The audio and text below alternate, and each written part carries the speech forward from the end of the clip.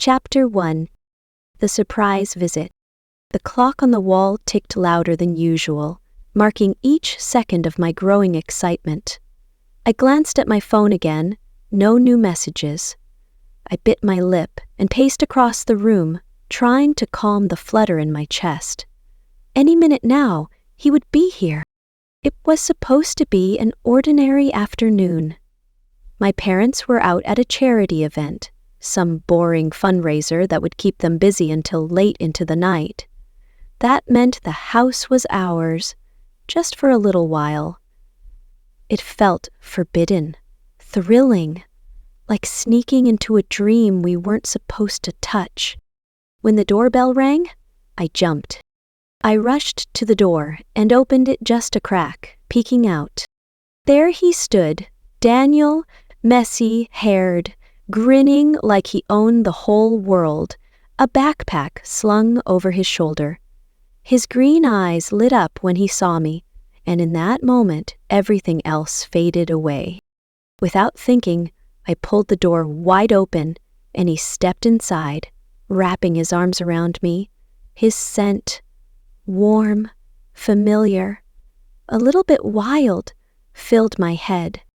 "I missed you," he murmured against my hair. I laughed softly. "You saw me yesterday." "Not enough," he said, tightening his arms around me. "It's never enough." I leaned up on my toes and kissed him, slow and sweet, letting myself sink into the moment. His hand slid down my back, fingers curling at my waist, and for a second, it felt like the house, the world, belonged to just us. He pulled back slightly, forehead resting against mine. "You sure your parents won't be back soon? There's people outside." I smiled. "Positive. We have hours." He grinned, tossing his backpack onto the couch. "Good. Because I plan to steal every second." He laughed, and I led him upstairs, hands twined, our footsteps light on the carpet. We collapsed on the bed, and for a while, all there was were whispered jokes, stolen kisses, and the heart-pounding wonder of being so close. His fingers traced lazy patterns along my arm, his touch sending little shivers through me. I turned to face him, drinking in the way his eyes darkened when he looked at me like that. Like I was something precious, fragile, and burning all at once. "I don't want to hide anymore," he said softly. His voice was serious now, deeper. "I want to be with you. Really with you." I opened my mouth to answer and froze. The sound of a key turning in the front door shattered the moment. My heart stopped. Daniel's eyes widened. Panic surged through me like a tidal wave. "No, no, no," I whispered, scrambling upright. "They're not supposed to be here." The door downstairs creaked open. I heard familiar footsteps, my father's heavy stride, my mother's lighter one, and Daniel moved fast, scooping up his backpack. His eyes darted around the room. "Closet," I hissed. Without a word, he slipped inside, just as the sound of my mother's voice floated up the stairs. "Honey, are you home?" I smoothed my hair, tried to steady my breathing, and called back, "Yeah, just me." I shoved the door almost closed, hiding Daniel's hiding place from view. Inside the closet, I knew he was pressed against my hanging clothes, trying to make no sound at all. The sound of footsteps approached the stairs. And just like that, the night that was supposed to be ours, full of kisses and whispered promises, turned into a game of survival, a race against discovery, a desperate battle to protect the love I wasn't ready to lose. I had no idea then how much more dangerous this night would become. Because my parents weren't just back early. They were hiding something, too. And the real danger was only just beginning. Chapter 2. a breath away from disaster. I sat on the edge of my bed, heart hammering in my chest, trying to look calm, normal, anything but terrified. Downstairs, I heard the low murmur of my parents' voices. They sounded off, quieter, more serious than usual. I forced myself to stand and shuffle toward the top of the stairs. "Everything okay?" I called down, feigning casual.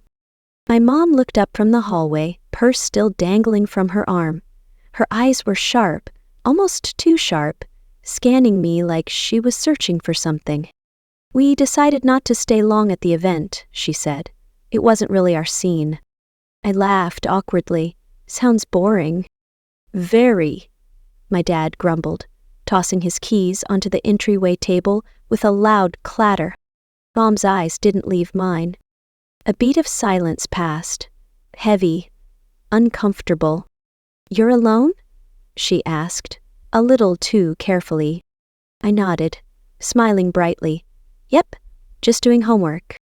She didn't look convinced. A prickle ran down my spine. Behind me, hidden in my closet, Daniel was probably holding his breath, trying not to make a sound. The walls felt thinner than ever.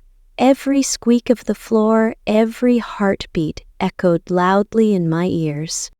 "Well, we're home now," Dad said, stretching his arms. "You should come down have dinner with us." "Sure," I said quickly, my voice too high. I cleared my throat. "I'll be right there." As soon as they disappeared into the kitchen, I closed my door as quietly as possible and locked it. I pressed my forehead against the wood, trying to think. Daniel couldn't stay hidden forever. I turned to the closet and slowly opened the door. He was wedged between my winter coats, face pale, green eyes wide. When he saw me, he gave a tiny, desperate smile. "They're not going anywhere, are they?" he whispered. I shook my head. "What do we do?" he asked. I bit my lip, thinking fast. There was no back door he could sneak out through without crossing the living room. No chance to slip away without being seen. He was trapped. We were trapped. And if we got caught, I didn't even want to think about the fallout. My parents would never forgive me. They barely trusted me as it was. Daniel reached out, brushing his fingers lightly against my hand. The touch grounded me, melted some of the fear away. "I'm sorry," he whispered. "I shouldn't have come." "No," I said fiercely. "I wanted you here. I still do." For a second, we just stared at each other, hearts beating in time. Then, a loud knock shattered the moment. "Dinner's ready," Dad called from outside my door. The handle rattled. I tried to open it. Locked. I heard a long, suspicious pause. "Where's the door locked?" Dad asked, voice sharp. "Think fast." "Just changing clothes," I shouted. Another pause. My palms sweated. My mouth was dry. "All right," Dad finally said, but his tone made it clear he didn't buy it. I waited until his footsteps retreated before I let myself breathe again. Daniel touched my cheek, his hand trembling slightly. "We can't keep this up forever," he said. "Eventually, they'll find out." "Not tonight," I said firmly. "We just have to get through tonight." He nodded, but the look in his eyes told me he wasn't so sure. Neither was I, and in the pit of my stomach, a darker fear twisted and grew. My parents weren't acting normal. They were hiding something, too, something they didn't want me to know. And somehow, tonight, everything was going to come crashing down. Chapter 3. Secrets Within Secrets. Dinner was torture. I sat at the table, picking at my food, while my parents chatted about the charity event like nothing was wrong. But their smiles were forced, their laughs too sharp. Every word they spoke felt rehearsed. I nodded along, pretending to listen, but inside, I was burning with panic. Upstairs, Daniel was trapped, alone, hidden, waiting for me. Every second I stayed away felt like a betrayal. "You seem quiet tonight," Mom said suddenly, her fork pausing midair, her eyes, too clever for their own good, locked onto mine. "Just tired," I said quickly. "Long day." Dad grunted in agreement. "We all need some rest. Things have been stressful." That word, stressful, hung in the air. I didn't know why, but it made my skin crawl. They exchanged a glance across the table. A look so fast I almost missed it. But it was there. A look full of meaning. Secrets. My heart pounded louder. Were they suspicious of me? Or were they hiding something else? Mom pushed her chair back with a loud scrape. "I'm going to put on some tea."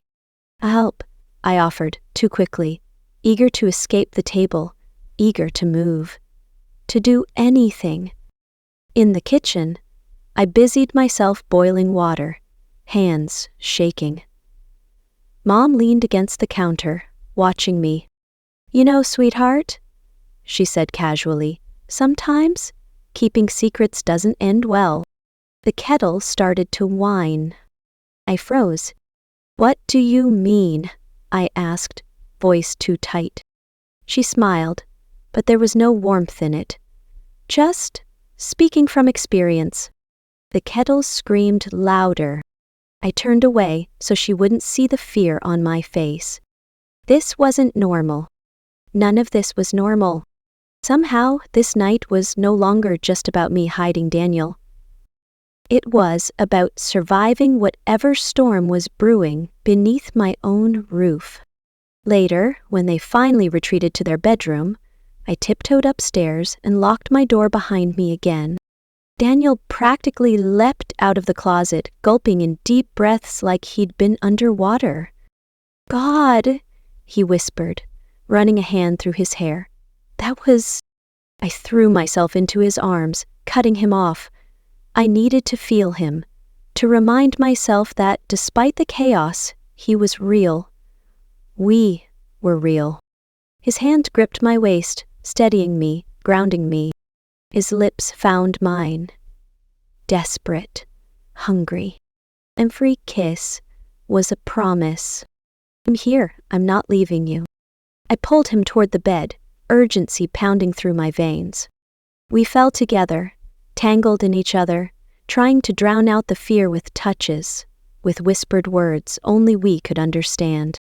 For a while, there was nothing but us. The heat between us, the trembling need to hold on tighter, to not let go. But in the quiet moments afterward, lying tangled in the sheets, the reality crept back in. Daniel brushed a strand of hair from my face. His thumb lingered on my cheek. "We can't keep doing this," he whispered, "hiding, lying." I swallowed hard. "I know. Something's wrong with them," he said, eyes dark. "I can feel it." I nodded, fear tightening in my chest. "What if it's not just us they'll find out about?" he said. "What if they're hiding something dangerous?"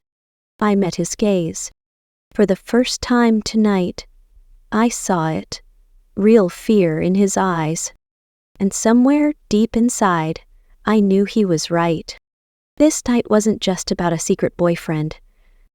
It was about secrets far bigger, far darker. Secrets that might destroy everything if we weren't careful. And somehow, by morning, we would have to choose. Hide, run, or fight. Chapter 4. Risk we couldn't avoid. The house creaked in the deep hours of the night, every small noise magnified in the heavy silence. Daniel and I lay side by side in the dim glow of the bedside lamp, our hands twined tightly together. Neither of us dared speak above a whisper. "We have to get you out of here," I said, voice trembling with urgency. Daniel shook his head slowly. It's too risky. But if they find you... I stopped, unable to finish the thought. I couldn't imagine the look on my father's face, the betrayal in my mother's eyes, the end of everything. We wait, Daniel said firmly. His hand moved to my cheek, his thumb brushing gently over my skin. When they're asleep. I wanted to believe it would be that simple. But nothing tonight had been simple. A loud thud echoed from downstairs, and we both froze. Footsteps, heavy, purposeful, crossed the living room. I pressed my hand against Daniel's chest, feeling the thunderous beat of his heart under my palm. Someone was moving around down there. Someone wasn't asleep. We need to see what's going on, Daniel whispered. I hesitated. The smart thing to do was to stay hidden. But something deep in my gut twisted. A feeling that whatever was happening downstairs was more dangerous than even my parents catching Daniel. Slowly, silently, we crept toward the bedroom door. I eased it open just a crack and peered out. The hallway was dark. Beyond it, a sliver of light leaked from the living room. Careful as a whisper, we stepped into the hallway. I led the way, barefoot, heart hammering, every nerve on fire. At the top of the stairs, we crouched low and looked down. My father stood at the window, talking in hushed tones on his cell phone. His back was tense, his free hand gesturing sharply. I strained to hear. No, not yet, he said. She doesn't know. We have to be careful. If she finds out... The rest of the words were swallowed by distance. Who was he talking about? Me? Daniel gripped my hand tighter, his face pale in the shadows. Then Mom appeared, joining him at the window, a small black duffel bag clutched in her hand. She opened it, and from where we crouched, hidden in darkness, I caught the glint of something metallic inside. Something cold and deadly. Again, I gasped, barely managing to slap a hand over my mouth to muffle the sound. Daniel pulled me back from the stairs, his face hard with panic. Your parents, he mouthed. I nodded, throat too tight to speak. This wasn't just about disapproving parents. This wasn't about getting caught with a boyfriend. Something much bigger was happening, and we were caught right in the middle of it. Back in my room, I closed the door and locked it behind us, hands trembling so badly I could barely turn the lock. Daniel wrapped his arms around me immediately, holding me tight, grounding me. We need to leave, I whispered into his chest. Now, he nodded, against my hair. But... Carefully. We moved quickly, gathering the few essentials I could grab. My phone, my wallet, a jacket. Daniel slung his backpack over his shoulder, ready. Before we opened the window to climb out, Daniel caught my hand again. His eyes burned into mine, fierce, terrified, full of love. If we do this, he said, there's no turning back. I know, I whispered, and I choose you. The words broke something inside him. He crushed his mouth to mine, a kiss so full of desperate love and fear and hope that it stole my breath away. We pulled apart, only when we had to, when survival demanded it. He helped me out the window first, then followed, landing softly on the grass below. We held hands as we sprinted into the darkness together, leaving behind the only home I'd ever known, and stepping into a night that could either destroy us or save us. We didn't know where we were going. We only knew we had to run, and that whatever secrets my parents were hiding, they were willing to kill to protect them. Chapter 5. Running toward the unknown. The cold night air slapped my face as we ran, but I hardly noticed. All I could think about was Daniel's hand in mine, the one solid, real thing anchoring me to the spinning chaos around us. We didn't speak as we raced through the dark streets, hearts pounding, lungs burning. We couldn't risk it. Every shadow felt alive, every passing car a threat. Finally, when we were several blocks away, when the shape of my house was just a distant memory, we ducked into the back alley behind an abandoned gas station and collapsed against the wall, gasping for breath. Daniel leaned his forehead against mine.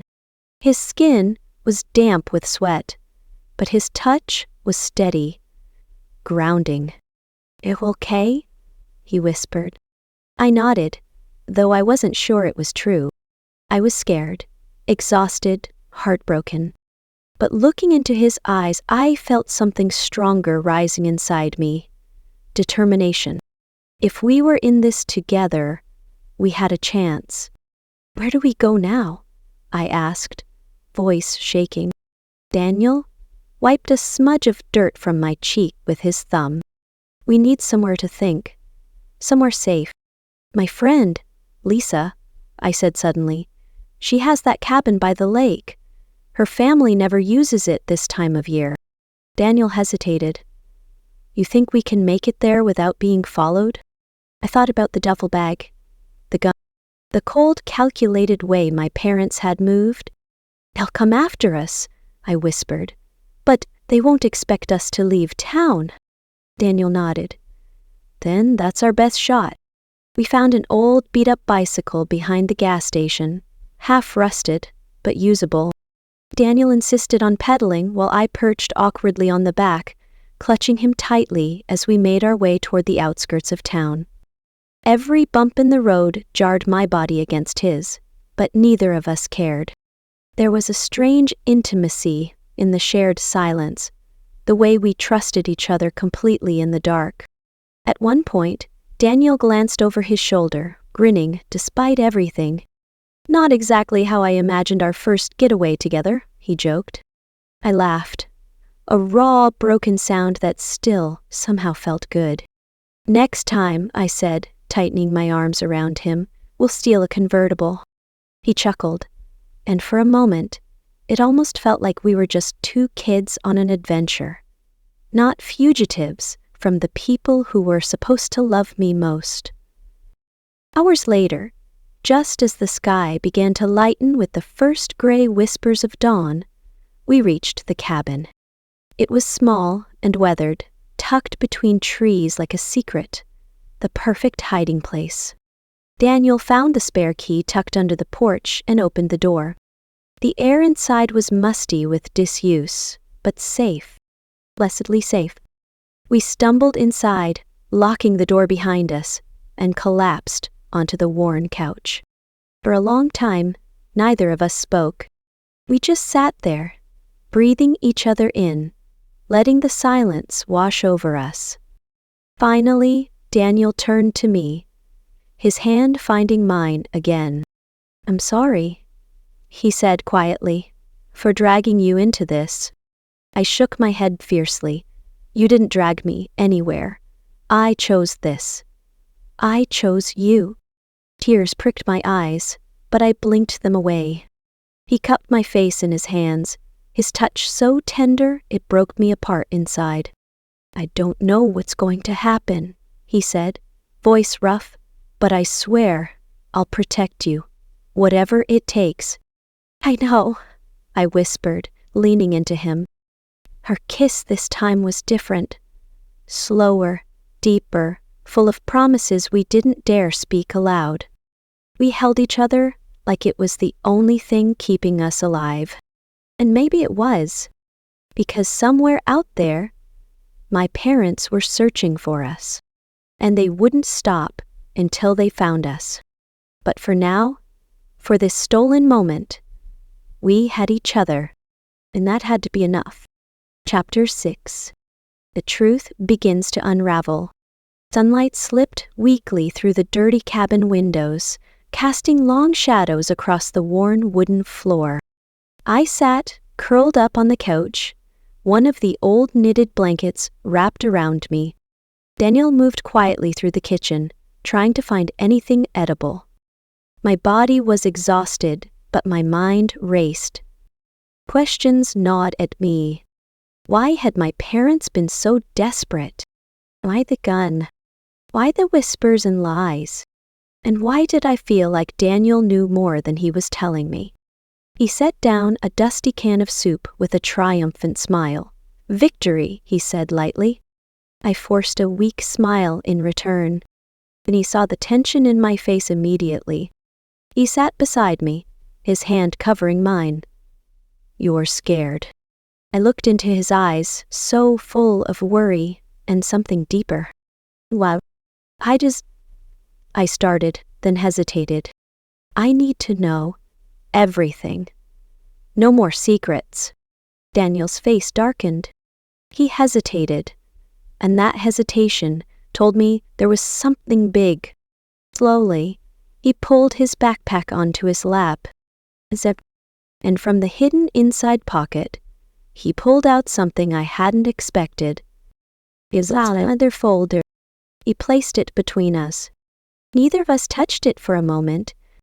Finally, with trembling fingers, I opened it. Inside were documents, photos, names and addresses. My name, Daniel's, even my parents. And stamped across the top of the first page, in red block letters, on confidential, Experiment 27B. I stared, unable to breathe. "What is this?" I whispered.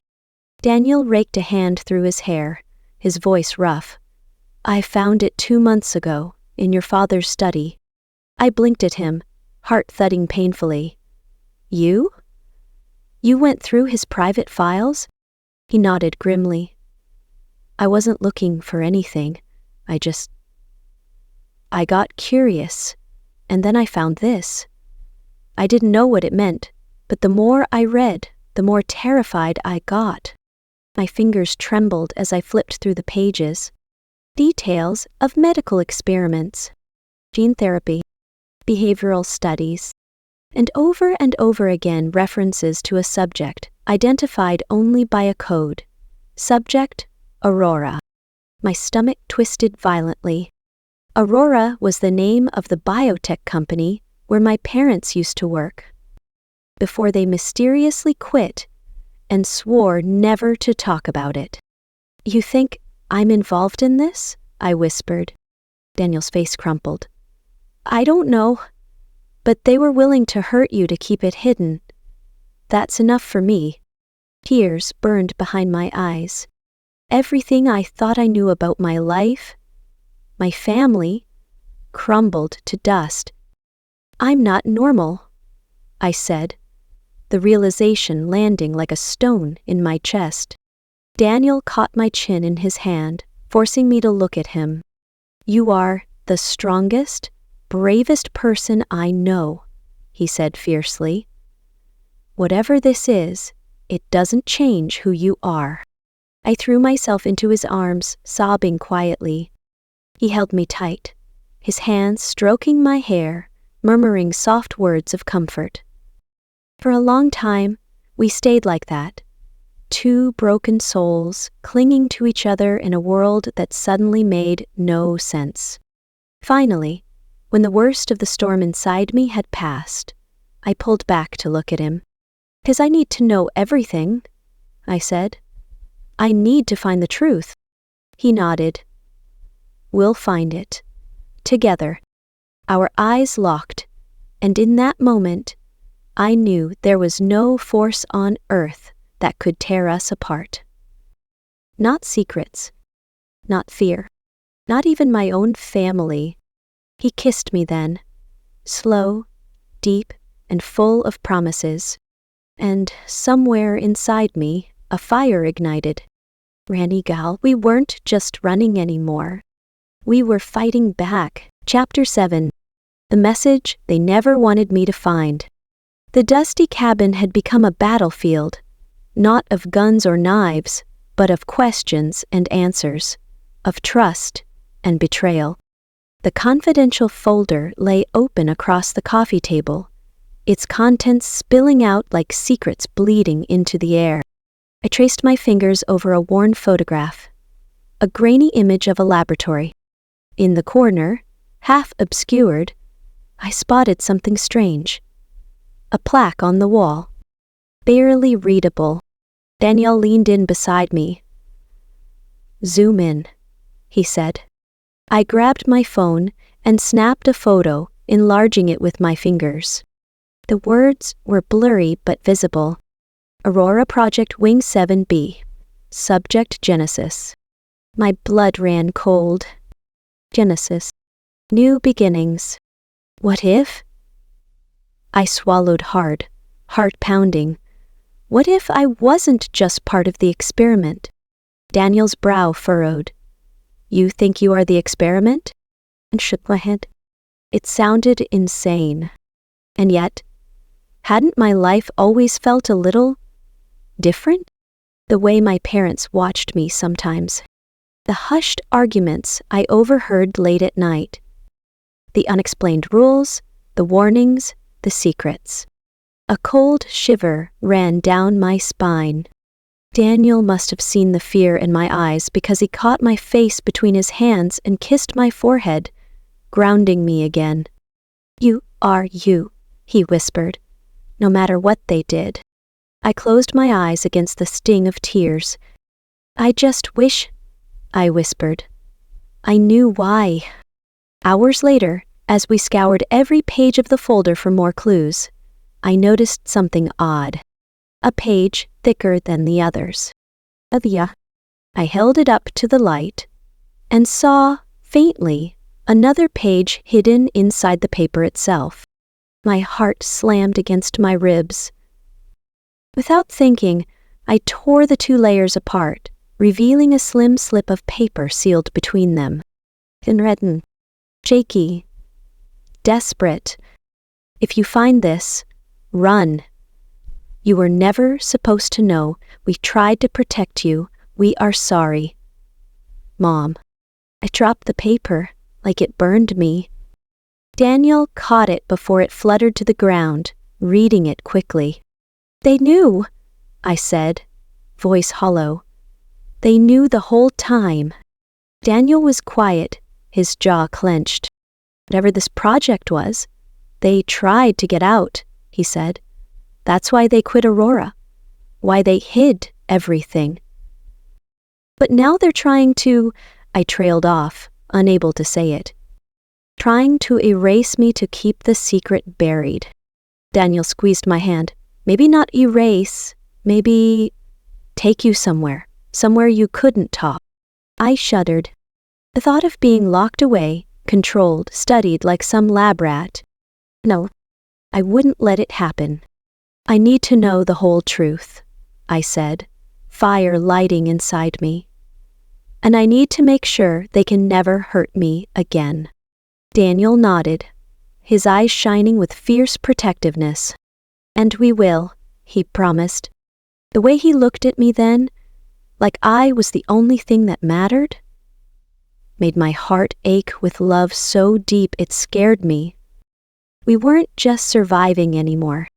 We were going to fight for answers, for freedom, for each other. And no matter what secrets my parents had buried, we were going to unearth them together. Later that night, curled up in Daniel's arms on the worn couch, I whispered into the dark, "Whatever happens, don't leave me." He pulled me closer, his voice rough with emotion. "Never." He kissed me then. Slow, desperate, full of 1,000 promises he couldn't put into words. The kind of kiss that felt like a vow. The kind of kiss you only gave when you knew the world might tear you apart tomorrow, but you still chose each other tonight. And in that moment, tangled in his arms, the fear melted away. Because whatever came next, we would face it together. Chapter 8. The Showdown. The next morning, came with an eerie silence. For hours we sat in the cabin, planning, strategizing. But all I could think about was how close we were to uncovering the truth, and how dangerous it was to get closer. Daniel paced, frustration lining his face. I could see the tension in his shoulders, the way his hands clenched and unclenched. "I feel like we're being watched," he muttered, "like there's nowhere safe." I stood up and moved to the window, peering out through the crack in the blinds. The woods beyond were still, peaceful almost. "I think they know we're here," I said quietly. "It's too quiet, too calm." Daniel joined me, his hand resting on my lower back. "I'll make sure they don't find you. No one will hurt you again." His words were fierce, protective, but I knew better than to trust that everything would go according to plan. The truth was out there, and the closer we got, the more desperate my parents would become to keep it hidden. That afternoon, while we were searching through the last of the documents Daniel had found in his backpack, a sharp knock echoed at the door. We froze, heartbeats loud in our ears. It couldn't be a coincidence. It had to be them. Daniel moved swiftly to the door, peering through the peephole. His jaw tightened. "It's your father." I couldn't breathe. My heart slammed against my chest. "What do we do?" I whispered. Daniel didn't hesitate. "We face them. Together." I nodded. We had no choice. The truth had to come out. I opened the door. My parents stood there, both of them dressed in dark clothes, their expressions unreadable. Behind them was a sleek black car, parked just out of view, its tinted windows hiding whoever else was with them. "Sweetheart," my father said, his voice as smooth and cold as ever. "We've been looking for you." I felt the weight of his gaze, the disapproval, the anger. But I didn't back down. I couldn't. "I'm not going back," I said firmly. "Please," my mother said, her voice trembling with something that sounded almost like regret. "You don't understand. We were trying to protect you." "Protect me from what?" I demanded, stepping forward. "From the truth?" She flinched, but my father's gaze never wavered. "It's not what you think," he said, his tone hardening. "There are things you don't know, things you're not ready to understand." Daniel stepped forward, his body blocking mine, a clear challenge in his stance.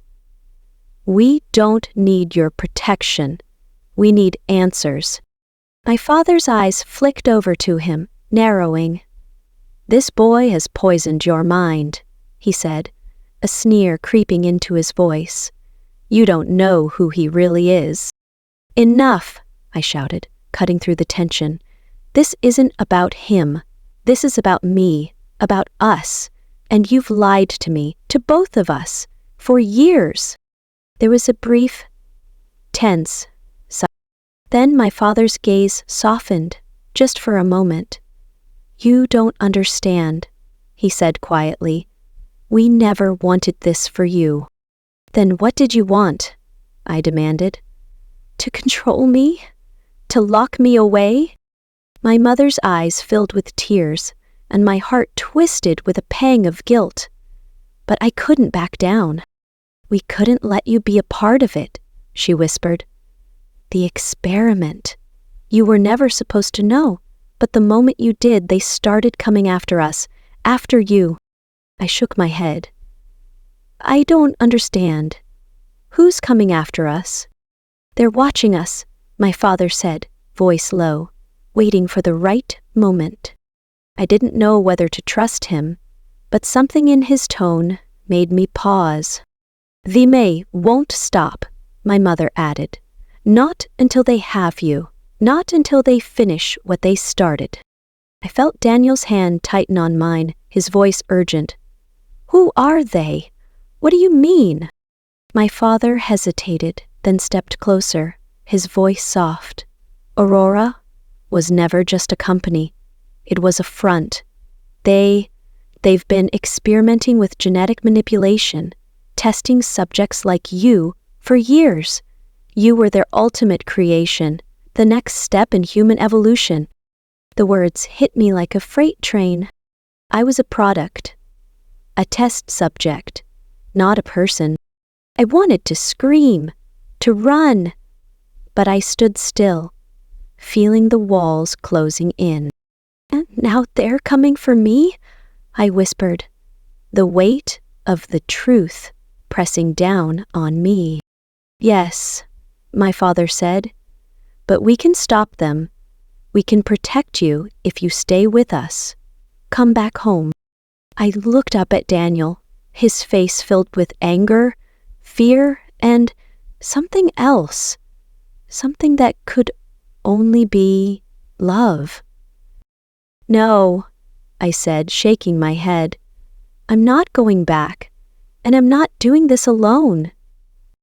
Daniel's eyes softened. We'll protect you, together. My parents stood in the doorway, looking lost and helpless. But I didn't see them anymore. I saw the people who had betrayed me, who had kept me in the dark for years, and I couldn't let them control me anymore.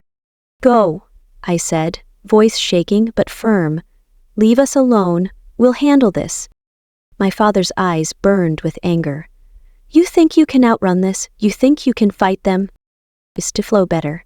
I didn't flinch. We'll find a way. As the door slammed shut behind them, Daniel took my hand again, his eyes locked with mine, filled with unwavering determination. We're in this together, he said softly, now and always. I nodded, my chest tight. And we'll fight, until the very end. The silence in the cabin felt different now. More final, but there was a strange strength in it. We were ready to face whatever came next.